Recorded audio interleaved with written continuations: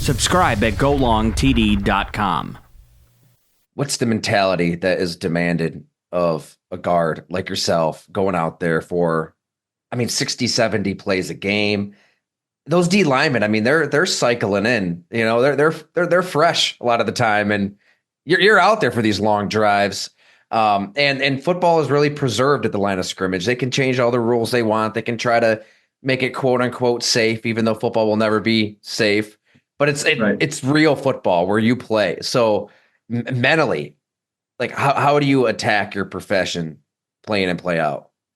Yeah, Alex Mack gave me great advice when I was a rookie, and then my second year he's like, offensive linemen are evaluated on consistency. There's no stat. There's no, there's no flash play that you can make. Your consistency is what matters. He really talks about how mentally, almost like RPMs on a car, like you don't want to be redlining mentally because you're not thinking, you're making mistakes, you're going too hard, you're putting yourself in jeopardy.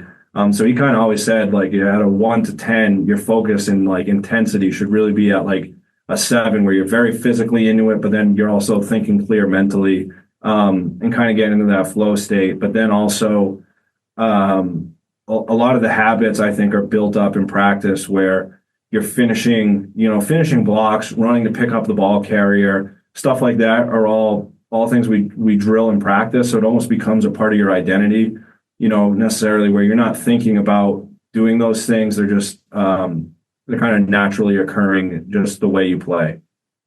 But how do you stay consistent and composed and level-headed when it's a fist fight? Really, it's when you really zoom in and listen to those collisions, and you're going against somebody, there's going to be some animosity that builds throughout the course of a game. Like I mentioned Richie Incognito before we hit record. He has a few screws loose. He'd be the first to tell you. And I'm thinking back to the old days, Kyle Turley just ripping a helmet off and tossing it down the field. You're so measured and composed out there. That cannot be easy when you're just brawling with somebody and you're going to get pissed off at this guy. I imagine as nice and gentile as you may be here, you get pissed off in that fist fight, I'd imagine. Yeah, for sure. There's like a violent intensity and an urgency that you're playing. And I think that's part of the job is, you're trying to finish guys.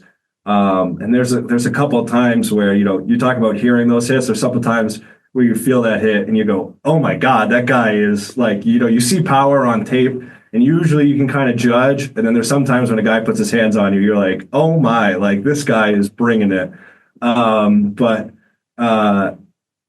Yeah, I think there's a baseline of,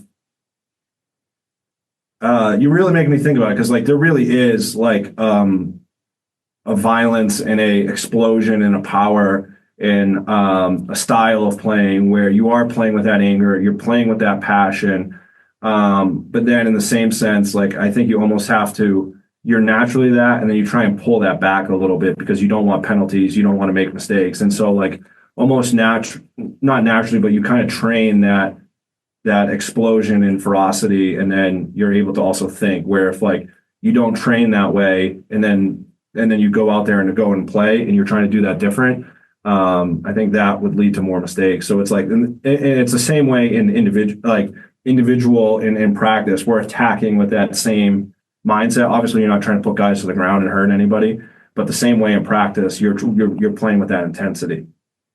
Have you always been able to control your emotions and your intensity and just not lose it? Have you ever just gone ballistic out football or otherwise? Oh, for sure. Yeah, for sure. And it's something you learn. And there's sometimes I get fired up. It's not like I'm a robot out there. I go, especially you get one of these drives or Tyler Algier has one of these big runs, like where he's finishing guys and you can't not get excited. You love football and you watch Tyler or Bijan make a guy miss, or, as a unit, we have one of these drives where, hey, we're moving the ball down the field. We're running the ball at our will.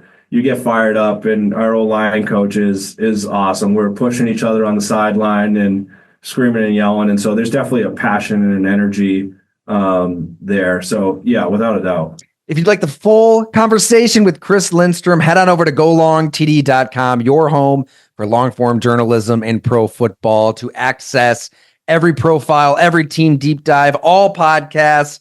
Just subscribe, $8 a month, $50 for the year. We are completely powered by you. No ads, no sponsors, no corporate masters. We want to be your forever home for long form journalism. Thank you so much, everyone.